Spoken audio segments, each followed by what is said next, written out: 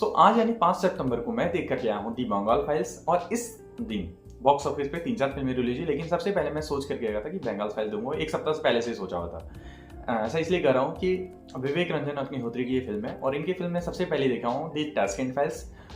मुझे टेक्निकली काफ़ी अच्छी लगी, फिल्म भी बहुत अच्छा था। उसके बाद आई द काश्मीर फाइल्स, वो मैं फर्स्ट टाइम जब देखा था अपने फ्रेंड्स के साथ देखा था, 15-20 मिनट से ज़्यादा नहीं देख पाया था मैं ये मूवी।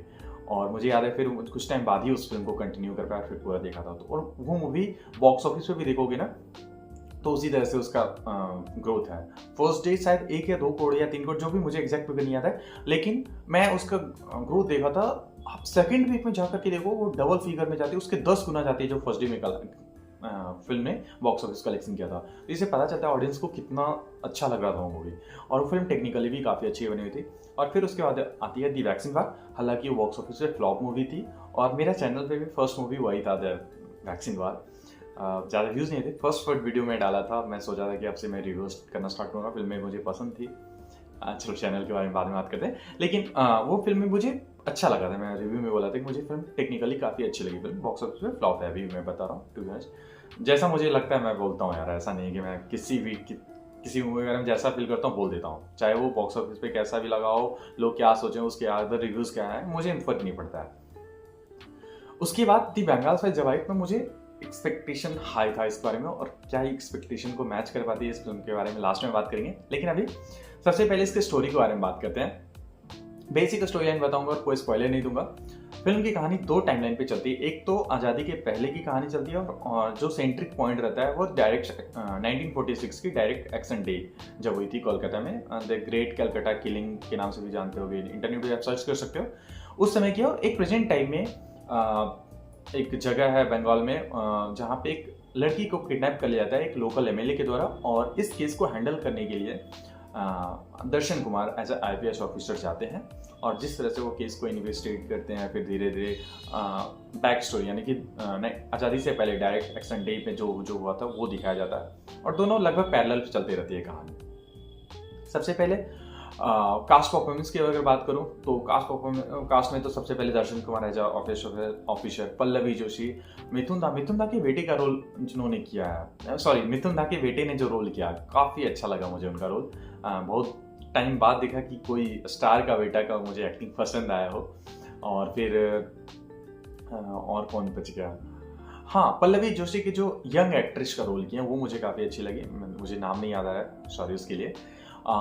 मिथुन दा का रोल, और हाँ शाश्वता चैटर्जी जो बंगाली एक्टर हैं, बहुत सारे बंगाली एक्टर भी हैं। मुझे ये चीज़ अच्छी लगी कि कुछ बंगाली एक्टर्स को कास्ट किया गया, लगभग जो भी बंगाल्स को दिखाना, बंगाली पीपल को दिखाना था। तो मुझे कास्ट परफॉर्मेंस सबकी अच्छी लगी, एक को छोड़ करके। पल्लवी जोशी को लास्ट में मुझे सीन्स थोड़े से मुझे एक्सेस लग रहे थे, मुझे लगता है कि थोड़ा सा सीन्स को कट किया जा सकता था। एनीवे कास्ट परफॉर्मेंस मुझे ओवरऑल बहुत ही अच्छी लगी।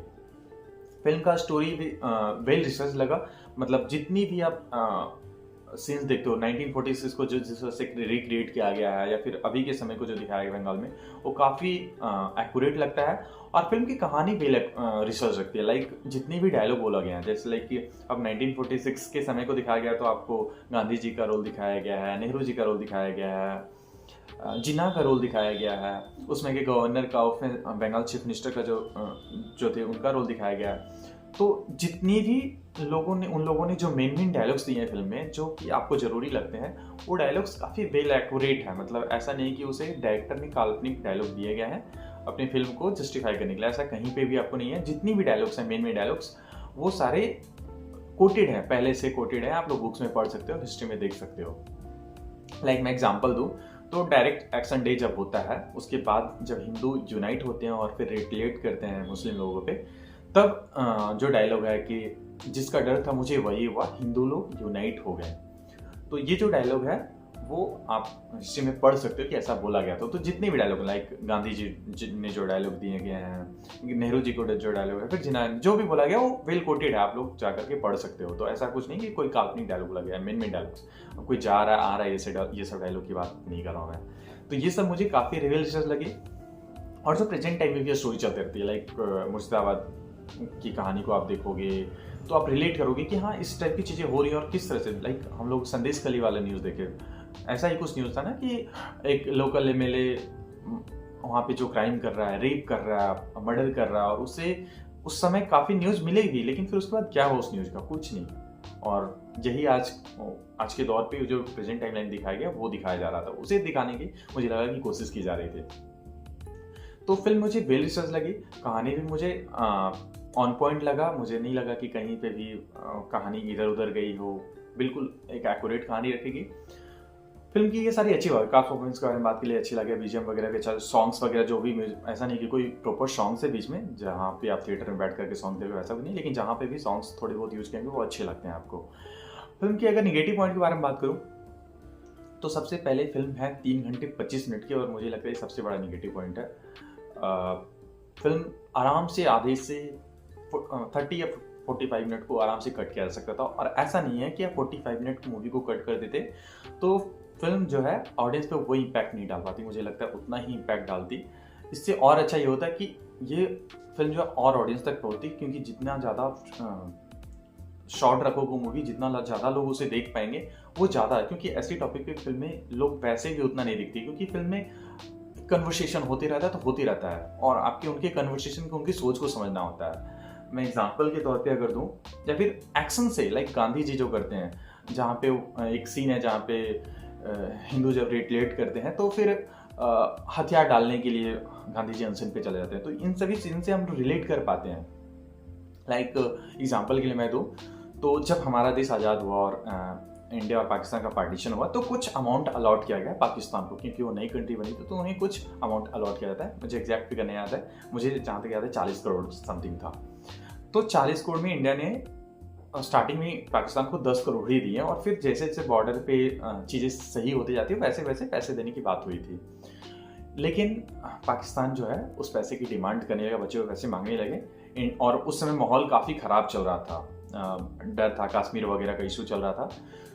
उस समय अगर आप हिस्ट्री पढ़ोगे तो पता चलेगा कि गांधी जी अनशन पे चले गए कि वो पैसे पाकिस्तान को दिए जाने चाहिए। तो वो समझ में आता है कि उनको मुस्लिम को लेकर के, या फिर पाकिस्तानी मुस्लिम को लेकर के, या फिर पाकिस्तान को लेकर के थोड़ा सा सॉफ्ट करना रहा है उनके लिए, और वो दिखता है। तो यहाँ पे भी जब इस तरह की चीज़ें रिलेट करते हैं हिंदू लोग, तो वो एक्शन से आपको समझ में आ जाता है, आप कनेक्ट करते हो उनसे। तो ये सारी चीज़ें मुझे काफ़ी एक्यूरेट लगी। कभी कभी तो बिना डायलॉग्स के जो चीज़ें बताई जाती है काफ़ी हार्ड हिट करता है, आपको लगेगा। तो ऐसी फिल्मों को ना ऑडियंस उतना ज़्यादा देखती नहीं है, तो आपको ना जितना हो सके जितना हो सकते ना ऑडियंस को ध्यान में रख के आपको बनाना है कि जितना ज़्यादा ऑडियंस तक ये पहुंच पाए। कहने का मतलब यही है। तो मुझे लगा कि कहीं थोड़ा सा और शॉर्ट हो सकता था मूवी। और दूसरी निगेटिव पॉइंट ये लगी कि मैंने भी बताया ना कि Tashkent files, Kashmir files, vaccine वार, जितनी भी मूवी मैंने विवेक अग्निहोत्री की देखी, वो मुझे टेक्निकली फिल्म सबसे पहले तो अच्छी लगी थी। फिल्म आपको सपोर्ट करते हो कि नहीं, आपको जो भी लगे फिल्म में कि नहीं ये थोड़े से अपने हिसाब से मूवी बनाते हैं, ऐसा कुछ नहीं है, बट फिर भी अगर आपको लगता है, लेकिन आप एक चीज़ को डिनाई नहीं कर सकते कि टेक्निकली वो सभी फिल्में अच्छी थी, वेल मेड मूवी थी।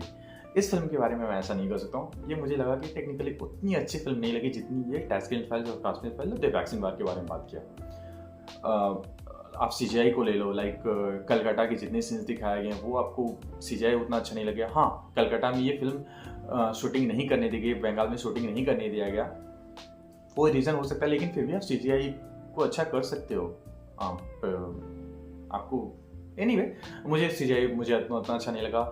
टेक्निकली भी उतनी अच्छी फिल्म नहीं लगी जितनी मुझे इनकी पिछली कुछ फिल्में लगी है। तो मुझे जैसा लगता है मैं बताऊँ, मैं स्टार्टिंग में बोला ना कि इस फिल्म से मुझे काफ़ी एक्सपेक्टेशन था, डायरेक्टर से मुझे काफ़ी एक्सपेक्टेशन था, लेकिन मुझे जैसा लगा फिल्म के बारे में मैं वैसा आप लोगों को बताने की कोशिश किया हूँ। एनीवे, अगर आप ये फिल्म देख लेते हो तो आप कैसा सोचते हो इस फिल्म के बारे में आप कमेंट बॉक्स में बताना। आपको क्या लगता है कि वेल रिसर्च मूवी थी? क्या सभी जो तथ्य दिखाए गए मूवी में वो सभी सही थे? अगर कुछ गलत आपको लगता है तो आप लोग कमेंट बॉक्स में बताना, मैं उसे रिप्लाई करने का कोशिश करूंगा अगर मुझे उसके बारे में कुछ सही पता होगा तो, या फिर रिसर्च करके मैं बताने की कोशिश करूंगा।